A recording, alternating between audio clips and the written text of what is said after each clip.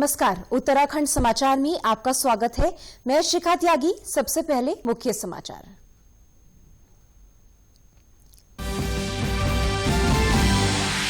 मुख्यमंत्री त्रिवेंद्र सिंह रावत ने कहा, नैनी झील का संरक्षण जरूरी, पर्यटकों की सुविधा के लिए बनेगी मल्टी स्टोरी कार पार्किंग। कई विकास कार्यों का किया लोकार्पण।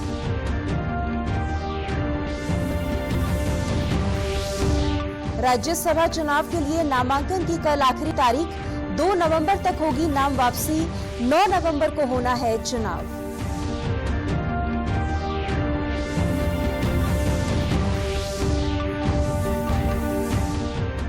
प्रदेश में 2 नवंबर से खुलेंगे स्कूल। शिक्षा विभाग ने जारी की स्कूलों के लिए गाइडलाइन। शिक्षा मंत्री अरविंद पांडे ने कहा, बच्चों की सुरक्षा सर्वोपरि।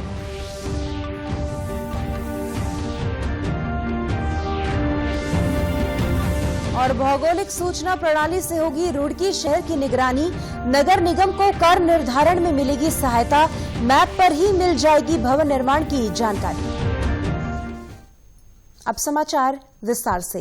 नैनीताल पहुंचे मुख्यमंत्री त्रिवेंद्र सिंह रावत ने कहा है कि सरकार नैनी झील की स्वच्छता और संरक्षण के लिए हर संभव प्रयास कर रही है।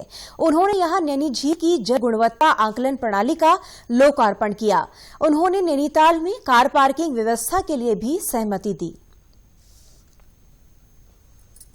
पहली झील है जिसमें आर्टिफिशियल इंटेलिजेंस के माध्यम से यहाँ की जैव विविधता पर नजर रखी जाएगी और उस यहाँ की जैव विविधता को संरक्षित करने के लिए आखिर किस तरह के परिवर्तन इसमें आ रहे हैं और उसके लिए क्या करने की आवश्यकता है, तो उसमें सुविधा होगी। यहाँ पर अभी एसटीपी प्लांट नहीं है, तो मैंने एसटीपी प्लांट के लिए उसके लिए स्वीकृति दी है। पार्किंग यहाँ पर लगभग जो बाधाएं थी फॉरेस्ट की वो दूर हो गई हैं और ये मल्टी स्टोरी पार्किंग यहाँ पर बनाई जाएगी। मुख्यमंत्री ने बीडी पांडे चिकित्सालय में एक्सरे, अल्ट्रासाउंड, प्रसव, न्यू बेबी रूम और वेंटिलेटर कक्ष का लोकार्पण भी किया। मुख्यमंत्री ने डॉक्टर आर.एस. टोलिया प्रशासनिक अकादमी में क्रिकेट पिच, ओपन थिएटर और शेड का उद्घाटन किया। मीडिया से बातचीत में मुख्यमंत्री ने रैमसे अस्पताल को जन सुविधाओं के लिए निजी हाथों में देने की बात कही। रैमजे अस्पताल के विधायक जी ने डिमांड किया कि यहाँ पर जो बीडी पांडे अस्पताल है इस पर बहुत लोड होता है और ये सच्ची बात है कि इतने पर्यटक यहाँ पर आते हैं, 1000 के करीब होटल्स यहाँ पर हैं और उनमें कई हजार लोग होटलों में रहते हैं। तो कई बार शहर में होने की वजह से बीडी पांडे पर बहुत लोड होता है और एक और अस्पताल यहाँ पर बढ़िया होना चाहिए। तो उन्होंने पीपी मोड की डिमांड की है, तो हम उस पर बहुत जल्दी उसको उसका प्रोजेक्ट तैयार करके पीपी मोड के लिए उत्तराखंड से राज्यसभा की एक सीट के नामांकन पत्र जमा करने की आखिरी तारीख कल यानी 27 अक्टूबर है। 28 अक्टूबर को नामांकन पत्रों की जांच होगी और इसके बाद 2 नवंबर तक नाम वापसी हो सकेगी। चुनाव 9 नवंबर को होगा। ये सीट कांग्रेस के राज्यसभा सदस्य राज बब्बर का कार्यकाल पूरा होने के कारण खाली हुई है। देखिए, राज्यसभा द्विवार्षिक निर्वाचन के लिए अभी तक एक नाम निर्देशन पत्र किसी के द्वारा लिया गया है। कल 27 तारीख आखिरी अंतिम तिथि है नॉमिनेशन के लिए। 28 तारीख को स्क्रूटनी होगी और 2 नवंबर नाम निर्देशन पत्र वापस लेने की अंतिम तिथि है और अगर आवश्यकता हुई तो पोल जो है वो 9 तारीख को लिया जाएगा। संपूर्ण प्रक्रिया 11 नवंबर से पहले पूर्ण हो जाएगी।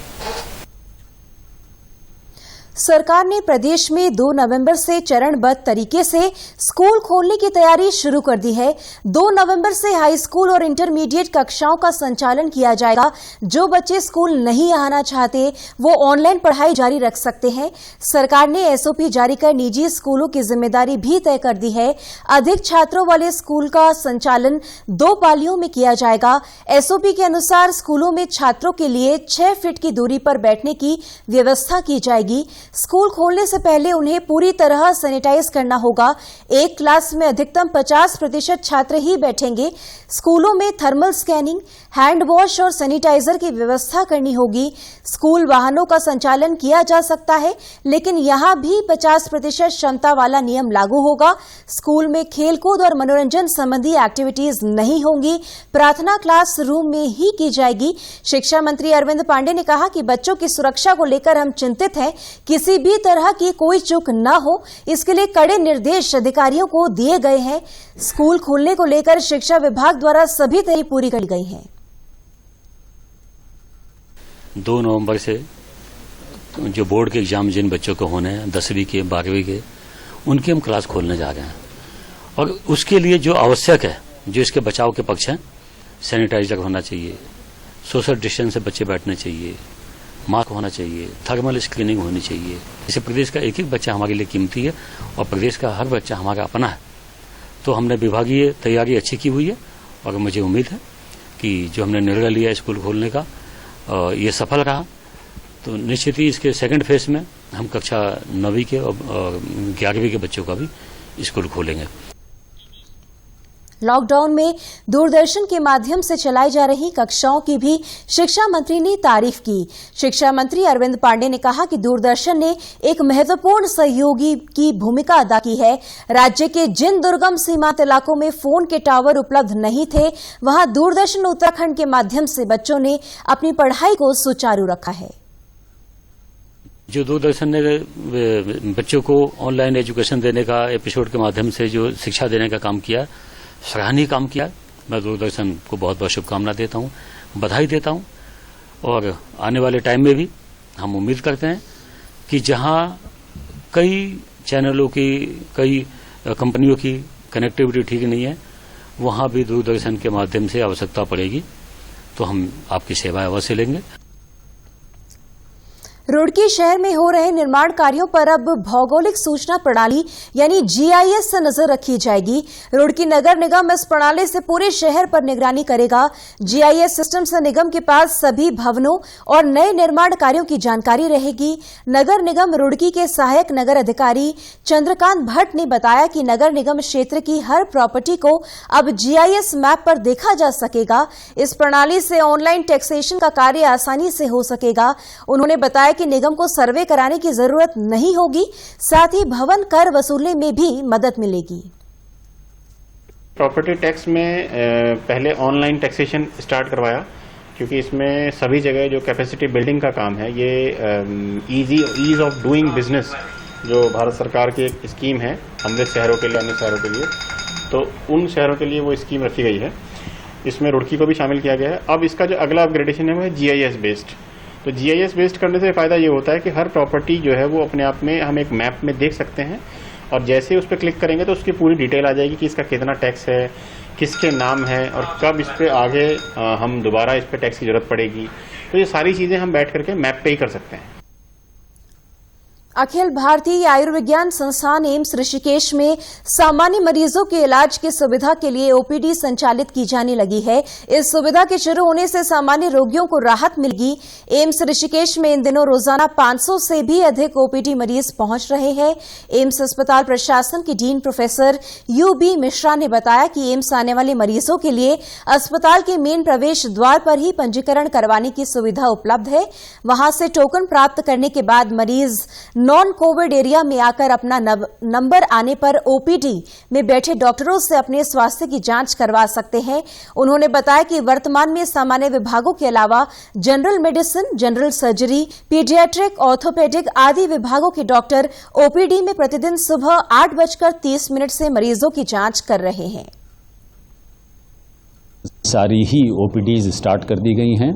इसमें जब मरीज़ पहले आता है तो गेट से एंटर होते ही उसको रजिस्ट्रेशन डेस्क पे ले जाया जाता है। गेट के बहुत पास है, वहाँ पर उसका रजिस्ट्रेशन हो जाता है और टोकन उसका बन जाता है।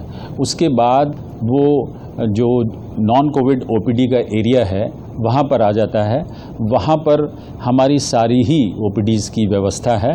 ये सारी ही ओपीडीज़ के डॉक्टर्स 8:30 बजे से यहाँ पर चारों तरफ जो उनकी कंसल्टेशन डेस्क है वहाँ पर बैठे रहते हैं और मरीजों के खड़े होने का, बैठने का यथोचित यहाँ पर अरेंजमेंट किया गया है। राजधानी देहरादून में स्मार्ट सिटी प्रोजेक्ट का काम तेजी से चल रहा है। प्रोजेक्ट के तहत सड़कों की खुदाई की जा रही है, इससे धूल उड़ रही है, साथ ही यातायात भी बाधित हो रहा है। त्योहारी सीजन में व्यापारियों ने सड़कों की मरम्मत करने की मांग की है। स्मार्ट सिटी के सीईओ आशीष कुमार श्रीवास्तव का कहना है कि शहर के सड़कों में सिविल लाइन बिछाने और मल्टी यूटिलिटी बनाने का काम चल रहा है। इसके बाद सड़कों को नए सिरे से बनाया जाएगा। उन्होंने कहा कि हम स्मार्ट सिटी के कार्यों के साथ ही यातायात को सुचारू रखने का प्रयास कर रहे हैं। स्मार्ट सिटी के काम जो होने हैं, आपको पता है कि कोविड की वजह से बहुत सारे काम जो हैं वो डिले हुए हैं और उसके बाद ये सारे के सारे काम अगले वर्ष के एंड तक जो है इसको कंप्लीट किया जाएगा। तो अभी मेरा आप लोगों के माध्यम से सभी दून वासियों से निवेदन है कि जब हम कोई भी चीज अच्छा करने का प्रयास करते हैं तो शुरुआत में थोड़ी दिक्कतें लोगों को आती हैं। उन दिक्कतों को अगर थोड़ा सा हमारा सपोर्ट करेंगे, इसी वजह से हमने टेक्नोलॉजी का भी यूज किया है। आपको पता होगा कि हमने बहुत ऑलमोस्ट 70% स्मार्ट रोड पर जो है सीवर लाइन डाल दी है, लेकिन किसी भी रोड को बंद नहीं करना पड़ा है। पिछले 6 महीने से बंद ऋषिकेश बद्रीनाथ राष्ट्रीय राजमार्ग 58 छोटे वाहनों के लिए खोल दिया गया है। टिहरी जिले के तोता घाटी के निकट ऑल वेदर रोड के चौड़ीकरण के कारण इस मार्ग को यातायात के लिए बंद कर दिया गया था। छोटे वाहनों के लिए राजमार्ग खुलने से देवप्रयाग, कीर्तिनगर, पौड़ी, श्रीनगर, रुद्रप्रयाग और चमोली जाने वाले यात्रियों को राहत मिलेगी। इन यात्रियों को अब ऋषिकेश, चंबा, गडोलिया से नहीं जाना पड़ेगा। टिहरी की जिलाधिकारी ईवा आशीष श्रीवास्तव ने बताया कि प्रशासन की तरफ से इस मार्ग पर फिलहाल छोटे वाहन को ही अनुमति दी गई है। छोटे वाहन यहां से सुबह 6 बजे से और शाम को 5:30 तक चलेंगे, जबकि भारी वाहन का संचालन ऋषिकेश, चंबा, गडोलिया मार्ग से पूर्व की भांति ही चलता रहेगा। एसडीएम को एक निर्देश दिए गए और एक कमेटी एसडीएम की अध्यक्षता में बनाई गई, जिसमें जियोलॉजिकल सर्वे ऑफ इंडिया के भी एक्सपर्ट्स थे कि वो हाईवे को देख करके निर्णय लें कि इसको अभी खोला जाए या नहीं खोला जाए। कमेटी ने जब उसको देखा तो उसमें कई कमियां पाई गई, जैसे कि बहुत से ऊपर पत्थर, बड़े बड़े बोल्डर रखे थे जो कि गिर सकते थे। उसके अलावा उसको अनुपयुक्त उस वक्त पाया है अभी कि उसको भारी वाहनों के लिए खोला जाए, रात के समय खोला जाए। तो इसके लिए कमेटी ने इसे कहा कि इसे प्रतिबंधित करना होगा अभी कुछ समय के लिए। तो फिर अभी हमने उसको हल्के वाहनों के लिए दिन के समय के लिए संचालन वहां पर हमने अनुमति दी है। देश को कोरोना से जंग में महत्वपूर्ण सफलता मिली है।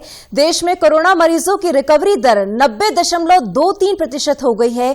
अब तक देश में 71 लाख से भी अधिक कोविड-19 के मरीज ठीक हो चुके हैं। उत्तराखंड के पुलिस महानिदेशक अनिल कुमार रतूड़ी ने कहा कि कोविड-19 से बचाव के लिए सावधानी जरूरी है। हमें 2 गज की दूरी का पालन करना चाहिए, साथ ही मास्क जरूर पहने और साबुन से हाथ धोना चाहिए, तभी हम कोरोना से जंग जीत सकेंगे। ये आवश्यक है कि इस बीमारी के से सतर्क रहते हुए हम अपना दिनचर्या को निरंतर सही तरीके से करें। उसके लिए बहुत महत्वपूर्ण है कि हम जब भी अपने घर से निकलें, किसी काम में जाएं या कोई व्यक्तिगत काम में जाएं, पब्लिक प्लेस में नंबर 1 मास्क पहने या कोई ना कोई फेस कवर लगाएं। नंबर 2, अपने हाथों को निरंतर साफ रखें, साबुन और पानी से धोएं। तीसरी चीज, कहीं भी मास्क पहनते हुए भी अपने दूसरे व्यक्ति से कम 2 गज या 6 फुट की दूरी रखें। ये 3 मंत्र यदि हम इन पर ध्यान देंगे तो कोविड-19 से हम बहुत बुद्धिमानी से युद्ध भी जीतेंगे। उत्तराखंड की खबरों के लिए आप हमसे सोशल मीडिया के माध्यम से भी जुड़ सकते हैं। हमारा ट्विटर हैंडल है DDNews_देहरादून, हमारा फेसबुक पेज है DD न्यूज उत्तराखंड और हमारे YouTube channel DD news Uttarakhand को भी आप सब्सक्राइब कर सकते हैं। कोरोना संक्रमण से बचने के लिए मास्क का अनिवार्य रूप से और सही ढंग से प्रयोग करें, साथ ही सामाजिक दूरी का ख्याल रखें, नियमित रूप से हाथ धोएं और याद रखें, कोरोना को हराना है, मास्क जरूर लगाना है। नमस्कार।